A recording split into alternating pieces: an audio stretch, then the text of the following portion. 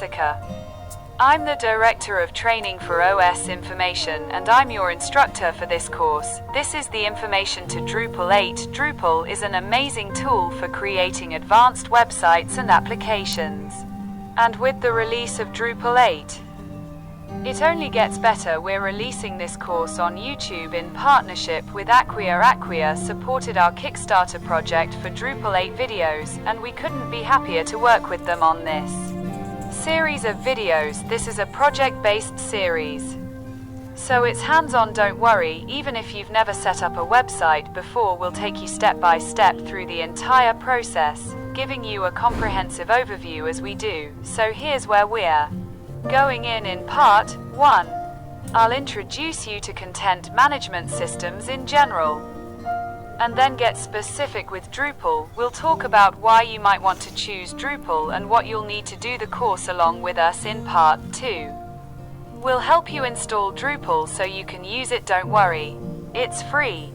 In part 3, we'll introduce you to the content workflow, content types, fields, taxonomy, displays, and views. In part 4, we'll talk about how to extend Drupal. Drupal 8 comes with more out of the box than any other version of Drupal, but most people find they need more features. Don't worry, there's a module for just about anything you might need. In part 5, we'll help you lay out your site with a great theme, sidebars, menus, and more. In part 6, we'll cover the people part of Drupal, roles and permissions that govern what people can see and what people can do. Finally, in part 7, wrap it all up and help you to know how to properly manage your site. We'll talk about where to get help when you need it and the resources available to you at Drupal.org. It sounds like a lot of ground to cover, doesn't it?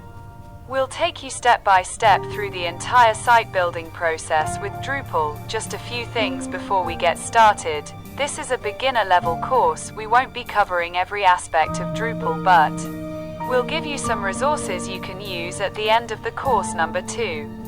This is a participatory course. You'll get so much more out of it if you do the work along with us. Number 3. This course is being recorded just before the release of Drupal 8.0. There will definitely be some videos we'll replace once the new version gains some traction, but I'll point those out along the way.